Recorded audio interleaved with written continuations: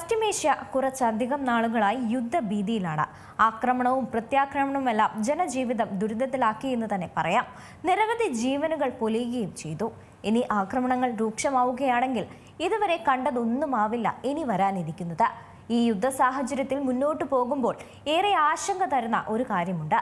ആഗോള വിപണി തകിടം മറിയുമെന്ന പോലെ തന്നെ ആഗോള ഇന്റർനെറ്റ് സ്തംഭിക്കുമെന്നത് വലിയ ആശങ്ക തന്നെയാണിത്. പെട്ടെന്ന് ഒരു നിമിഷം ആഗോള ഇന്റർനെറ്റ് സ്തംഭിച്ചാൽ ലോകത്തിന് എന്ത് സംഭവിക്കുമെന്നത് ഊഹിക്കുന്നതിലും അപ്പുറമായിരിക്കും. എങ്ങനെയാണ് ഈ യുദ്ധ സാഹചര്യത്തിൽ ഇന്റർനെറ്റ് സ്തംഭിക്കുക എന്നും അങ്ങനെ സംഭവിച്ചാൽ എന്തൊക്കെ കാര്യങ്ങളായിരിക്കും ഇത് ബാധിക്കുക എന്നും വിശദമായി നോക്കാം ടെക് ടോക്കിലൂടെ.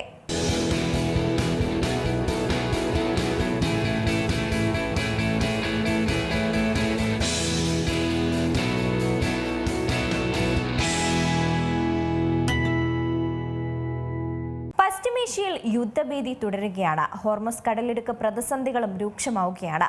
ഇപ്പോൾ ആഗോളതലത്തിൽ ഊർജ്ജ പ്രതിസന്ധി തകിടം മറിയുന്ന കാഴ്ചയാണ് കണ്ടുകൊണ്ടിരിക്കുന്നത്. അതിനിടയിൽ മറ്റൊരു ആശങ്ക കൂടി ഉയരുകയാണ്. ആഗോള ഇന്റർനെറ്റ് സ്തംഭിക്കാൻ പോവുകയാണോ എന്നതാണ് ആശങ്ക. കരയിലും ആകാശത്തും വലിയ തരത്തിൽ പശ്ചിമേഷ്യൻ യുദ്ധഭീതി ആശങ്ക പടർത്തുകയാണ്. അതിനിടയിൽ കടലിൽ കൂടെ ആശങ്ക വിടർത്തി ഹോർമുസിലേക്ക് യുദ്ധമുഖം ലക്ഷ്യം വെക്കുമ്പോൾ ഇനി എന്താണ് സംഭവിക്കുകയെന്ന ആകാംക്ഷയാണ് ബാക്കിയാകുന്നത്. അമേരിക്കയുടെയും ഇസ്രയേലിന്റെയും സംയുക്ത ആക്രമണത്തിന് പിന്നാലെ ഇറാൻ ഹോർമുസ് കടലിടുക്ക് അടച്ചു. ഇത് ആഗോളതലത്തിൽ ഊർജ്ജ പ്രതിസന്ധി വളരെ രൂക്ഷമാക്കി. അതിനിടയിൽ മറ്റൊരു ആശങ്ക കൂടി ഉയരുകയാണ്. ആഗോള ഇന്റർനെറ്റ് സ്തംഭിക്കാൻ ഇറാന് സാധിക്കുമോ എന്നതാണ് ഇപ്പോൾ ഉയരുന്ന ആശങ്ക. ആഗോള ഇന്റർനെറ്റ് ട്രാഫിക് കൈകാര്യം ചെയ്യുന്ന നിർണായക കേബിളുകളെല്ലാം ഇറാന്റെ നിയന്ത്രണത്തിലുള്ള ഹോർമുസ് കടലിടുക്കിലൂടെയാണ് കടന്നുപോകുന്നത്. ഇവയ്ക്കേൽക്കുന്ന ഏതൊരു പ്രഹരവും ഇന്റർനെറ്റ് തടസ്സപ്പെടാൻ കാരണമാകും. ഇത് ഇന്ത്യയുൾപ്പെടെയുള്ള രാജ്യങ്ങളിലെ സാമ്പത്തിക വ്യവസ്ഥകളെ തകരാറിലാക്കുമെന്നുറപ്പാണ്. പണ്ട് ഹൂതി വിമതരുടെ ആക്രമണത്തിൽ ചെങ്കടലിലെ കേബിളുകൾക്ക് ചെറിയ തകരാർ സംഭവിച്ചപ്പോൾ തന്നെ ലോകം വലഞ്ഞു. എങ്കിൽ ഇപ്പോൾ ഇതാ ഹോർമുസും ചെങ്കടലും ഒരേ സമയം ലക്ഷ്യം വെക്കപ്പെടുകയാണ്. ഇത് ആഗോളതലത്തിൽ ഒരു സമ്പൂർണ്ണ ഡിജിറ്റൽ അന്ധകാരത്തിന് വഴിവെക്കുമെന്നുറപ്പാണ്.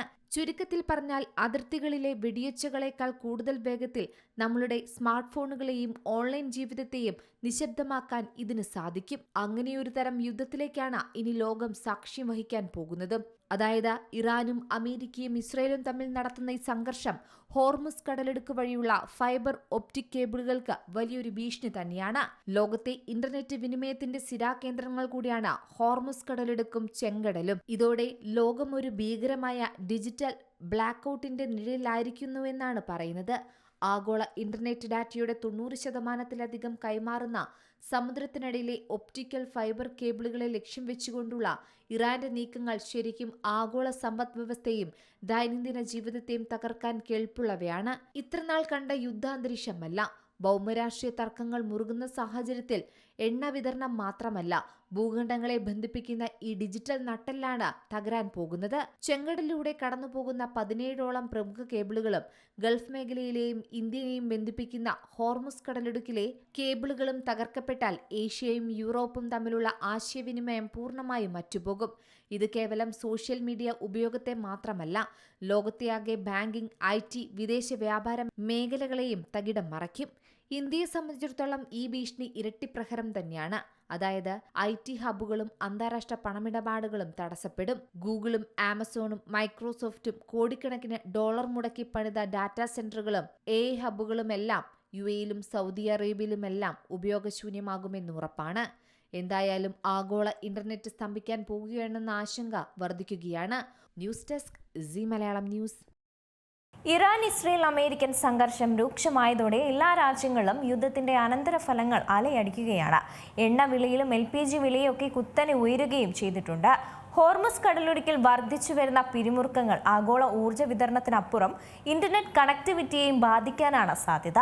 ലോകത്തിലെ ഭൂരിഭാഗം ഇന്റർനെറ്റ് ട്രാഫിക്കും വഹിക്കുന്ന കടലിനടിയിലെ ഫൈബർ ഒപ്റ്റിക് കേബിളുകളെ കുറിച്ചാണ് ഇപ്പോൾ പുതിയ ആശങ്കകൾ ഉയരുന്നത്.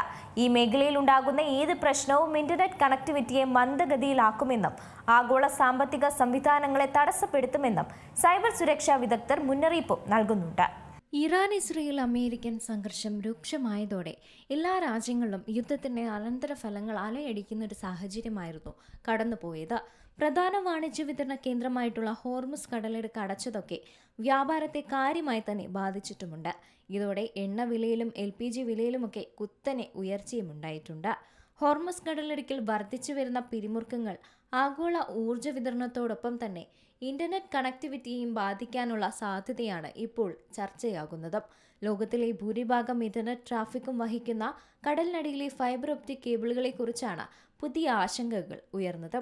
ഈ മേഖലയിൽ ഉണ്ടാകുന്ന ഏത് പ്രശ്നവും ഇന്റർനെറ്റ് കണക്ടിവിറ്റിയെ മന്ദഗതിയിലാക്കുമെന്നും ആഗോള സാമ്പത്തിക സംവിധാനങ്ങളെ തടസ്സപ്പെടുത്തുമെന്നുമൊക്കെയാണ് സൈബർ സുരക്ഷാ വിദഗ്ധർ മുന്നറിയിപ്പ് നൽകിയിരുന്നത്. ലോകത്തിലെ ഏറ്റവും പ്രധാനപ്പെട്ട സമുദ്ര ചോക്ക് പോയിന്റുകളിലൊന്നാണ് ഈ ഹോർമുസ് കടലിടുക്ക്.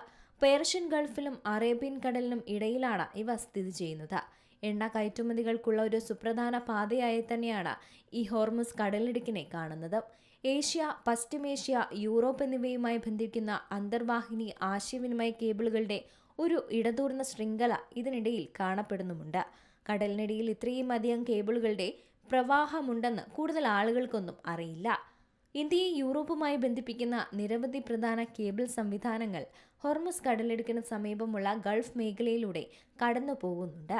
ടെലി ജിയോഗ്രഫി എന്ന സംഘടനയുടെ ആഗോള ടെലികോം മാപ്പിംഗ് ആണ് ഇത് സംബന്ധിച്ച വിവരങ്ങൾ പുറത്തുവിട്ടത്. CME V4, IME-V, ഫാൽക്കൺ എന്നിവയാണ് പ്രധാന കേബിളുകൾ.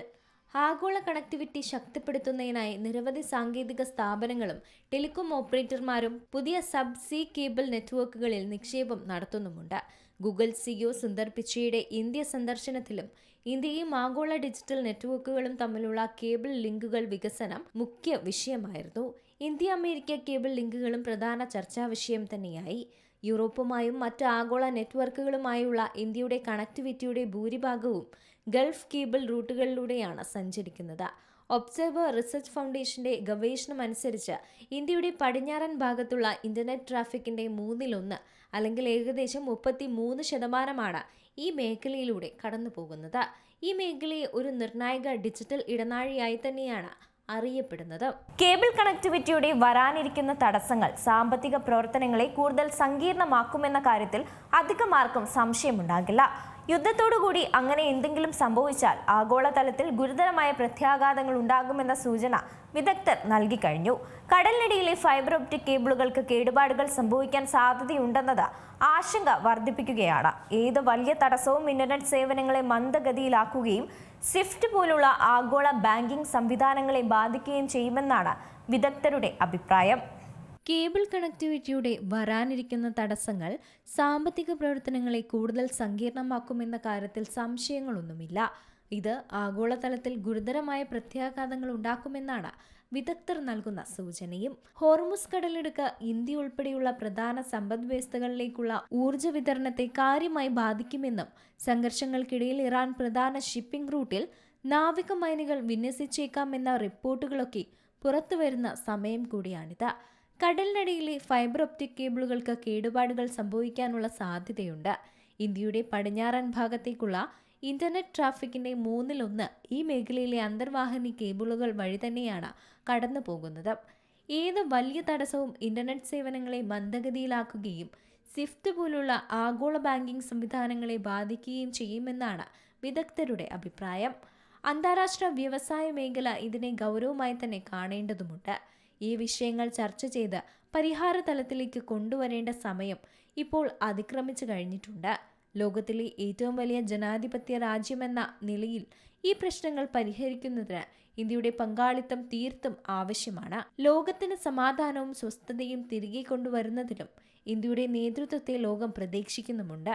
ഇതുവരെ കണക്ടിവിറ്റിയെ കാര്യമായി ബാധിച്ചിട്ടില്ല. പക്ഷേ കേബിളുകൾ വിച്ഛേദിക്കപ്പെടുകയും വൈദ്യുതിയും ടെലികോം അടിസ്ഥാന സൗകര്യങ്ങളും ആക്രമിക്കപ്പെടുകയും ചെയ്താൽ അത് പ്രതികൂലമായി തന്നെ ബാധിക്കപ്പെട്ടേക്കാം. ടെലികോം വിദഗ്ധരുടെ അഭിപ്രായത്തിൽ ഇന്ത്യയുടെ അന്താരാഷ്ട്ര ഇന്റർനെറ്റ് ഗതാഗതം പ്രധാനമായും 2 ഗേറ്റ് വേകളിലൂടെയാണ് പുറത്തു കടക്കുന്നത്. പടിഞ്ഞാറൻ തീരത്ത് മുംബൈയും കിഴക്ക് ചെന്നൈയും.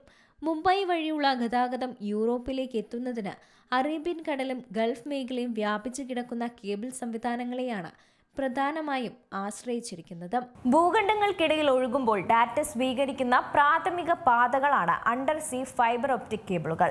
സമുദ്രത്തിന്റെ അടിത്തട്ടിൽ ആയിരക്കണക്കിന് മൈലുകൾ നീളുന്ന ഈ കേബിളുകൾ അവിശ്വസനീയമായ വേഗതയിൽ പ്രകാശ സിഗ്നലുകളുടെ രൂപത്തിലാണ് ഡാറ്റകൾ കൊണ്ടുപോകുന്നത്. ഇത് ഇമെയിൽ മുതൽ വീഡിയോ സ്ട്രീമിംഗ് വരെയുള്ള എല്ലാത്തിനും ശക്തി നൽകുന്നതാണ്.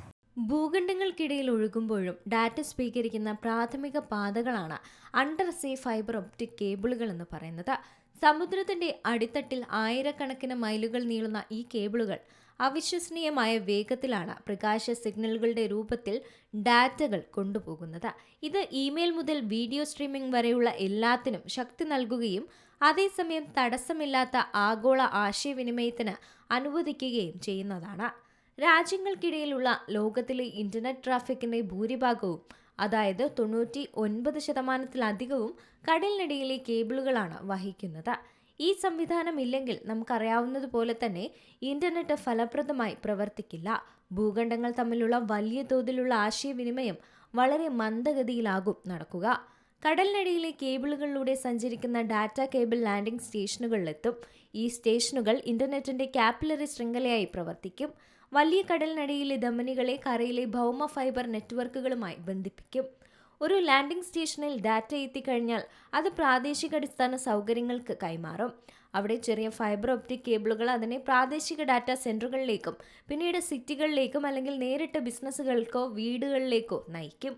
ആഗോള ഇന്റർനെറ്റിന്റെ നിർണായക പ്രോസസ്സിംഗ് ഹബ്ബുകളായി ഡാറ്റാ സെന്ററുകൾ പ്രവർത്തിക്കുന്നുണ്ട്. നെറ്റ്വർക്കിലൂടെ ഒഴുകുന്ന ഡാറ്റ അവർ കൈകാര്യം ചെയ്യുകയും സംഭരിക്കുകയും വിതരണം ചെയ്യുകയും ചെയ്യും. അത് വെബ്സൈറ്റുകൾ ലോഡ് ചെയ്യപ്പെടുന്നുവെന്നും ക്ലൗഡ് ആപ്ലിക്കേഷനുകൾ പ്രവർത്തിക്കുന്നുവെന്നും ഡാറ്റ കാര്യക്ഷമമായി ഉപയോക്താക്കൾക്ക് എത്തിക്കുന്നുവെന്നും ഉറപ്പാക്കും. ലോകമെമ്പാടും ഡാറ്റ സഞ്ചരിക്കുമ്പോൾ പ്രോസസ്സ് ചെയ്തുകൊണ്ടാണ് അത് കടലിനടിയിലൂടെ പോകുന്നത്. അത് സ്റ്റോർ ചെയ്യുകയും പിന്നീട് അത് വിശകലനം ചെയ്യുകയും ചെയ്യുന്നുമുണ്ട്.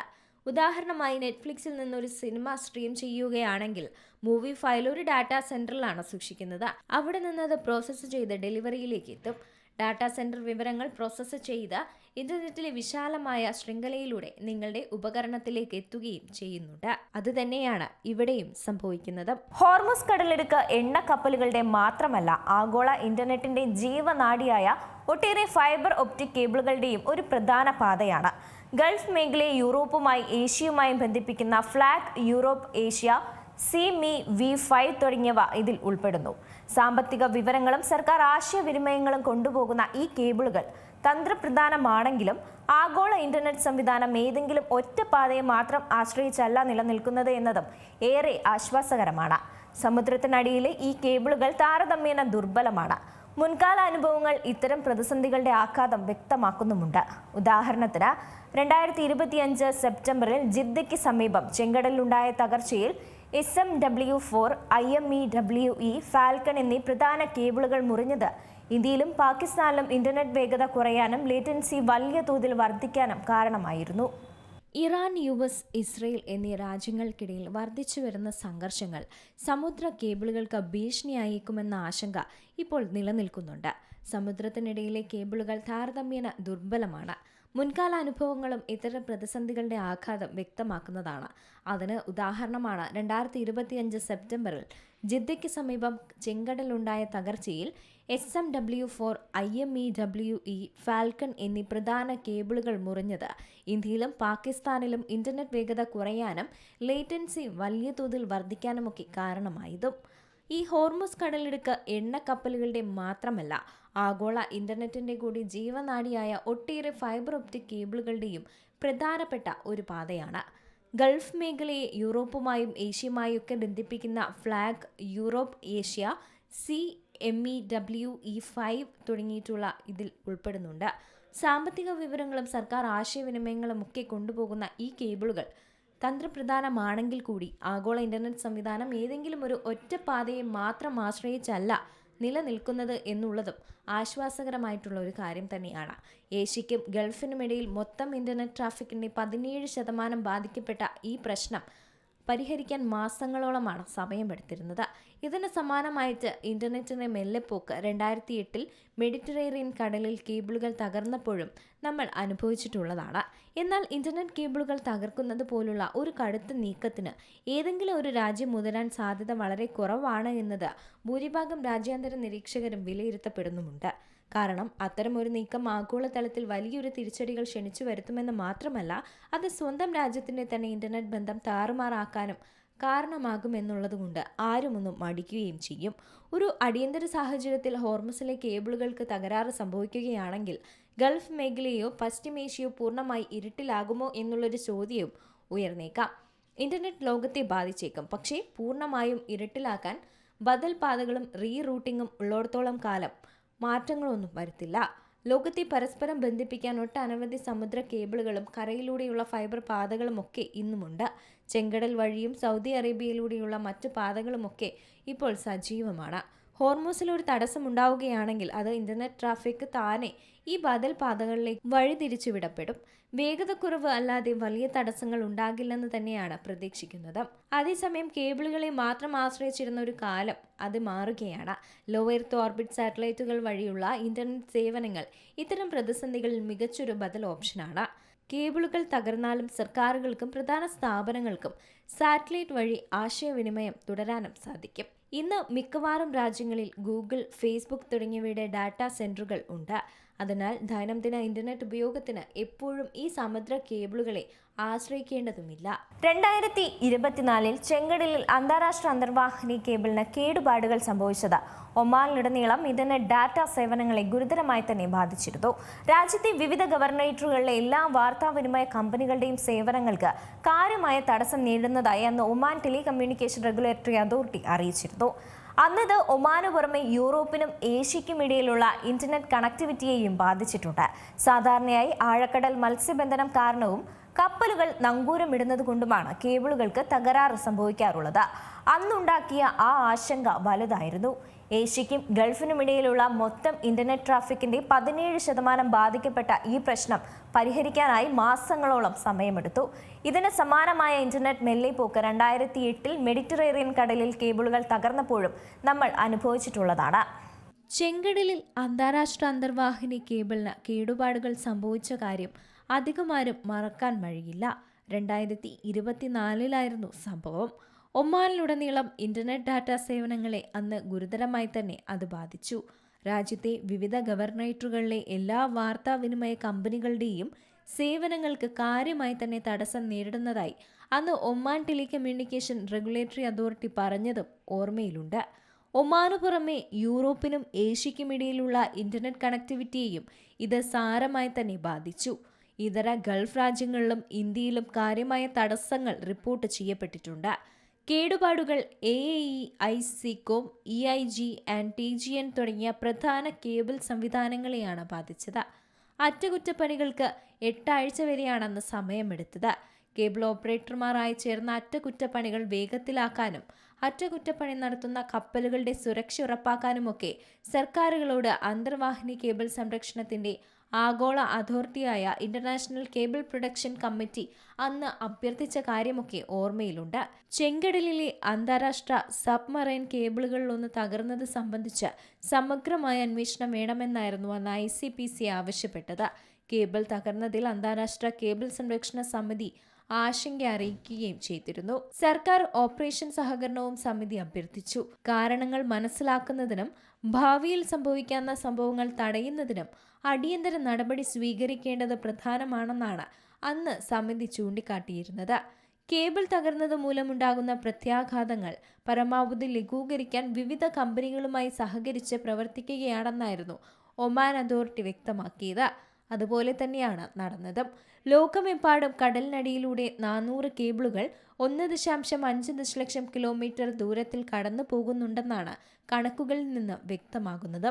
ഇന്റർനെറ്റ് അടക്കമുള്ള ഡിജിറ്റൽ ഡേറ്റകൾ 99% ഈ കേബിളുകൾ വഴി തന്നെയാണ് സാധ്യമാകുന്നത്. ഓരോ വർഷം ശരാശരി 150 കേബിൾ തകരാറുകളെങ്കിലും സംഭവിക്കാറുള്ളത് പതിവാണ്. സാധാരണയായി ആഴക്കടൽ മത്സ്യബന്ധനം കാരണവും കപ്പലുകൾ നങ്കൂരമിടുന്നത് കൊണ്ടുമൊക്കെയാണ് കേബിളുകൾക്ക് തകരാറുകൾ സംഭവിക്കാറുള്ളത്.